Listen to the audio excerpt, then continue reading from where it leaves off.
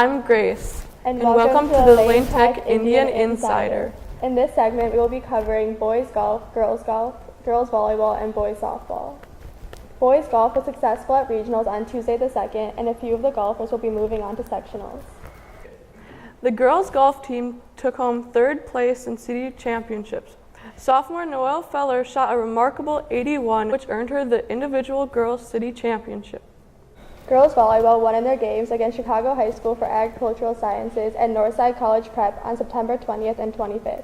After a defeat to DePaul Prep, they came back to win their game against Walter Payton during their Dig Pink game on October 30th. This was a huge win for the girls and sets them up for city playoffs next week on October 9th. The Lane Tech boys softball team played 2 games this week, one against Farragut and another against Whitney Young on October 1st and October 3rd. The team was very successful with a 10-7 win against Farragut and a 13-6 win against Whitney later in the week. The Farragut win was their first playoff game leading up to the one against Whitney. The softball team is excited and ready for their final playoff game on October 5th. Hi, I'm Ben Sides. And I'm Juliana Martinez. And on this segment, we'll be covering girls tennis, girls swim, boys soccer, and boys and girls cross country. First up is girls tennis. They haven't had a match since September 24th, but they have a match on October 5th, and that marks the beginning of CPS playoffs. Best of luck to them. They'll do great. Girls swim had a meet at Sandburg on September 29th, and Sally didn't come out with the win, but got some much-needed practice for their city meet. On October 4th versus Northside, junior Elena Escalante and Natalia Sotelo both placed first in their given event with the best times of their season.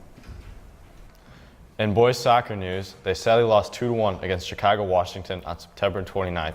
Fernando Alvarado netted a goal in the first half, but sadly, Lane could not hold on to the lead. That loss eliminated them from city contention.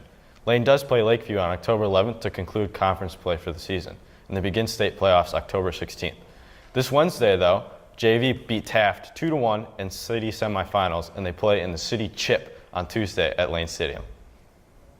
On October 4th, Lane Tech hosted the Rising Runners meet, where RJV participated and also hosted 4 other elementary schools, competing against one another for a sneak peek into what high school cross-country meets entail. Hello, my name is Connor.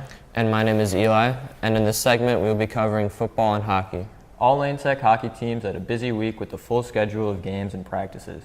On Friday the 29th, the varsity team played Deerfield at McFetridge. Playing the center position on the ice, Eric Pizzini had a total of 2 goals, while goalie Eli Reese-Worspa had a solid 22 saves by the end of the third period. Although it was a nail-biter, the Lane team ended up losing 5-4. On Sunday, the team traveled up to Crystal Ice House where they played Division 155. During the first period, Jack Merkel scored a goal while Nick Podesto scored with an assist coming from James Johnston. In another nail-biter, the Lane Tech team won by a narrow margin of 2-1. Lane Tech football had a fairly open week, not taking into account daily practices. On Saturday, September 29th, the Lane Tech Indians faced off against Solorio, where they suffered a 23-12 defeat. Although getting off to a fast start with a rushing touchdown from Chris Nieves, Solorio answered back with 2 touchdowns, making it 14-6 at halftime.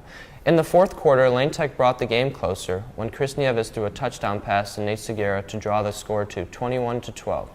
And by the end of the fourth quarter, Solorio forced a safety to seal the victory 23-12. This has been Eli Reese-Worspa And Connor Farrell. That is all for this week on the Indian Insider. Have a great week and go Lane go.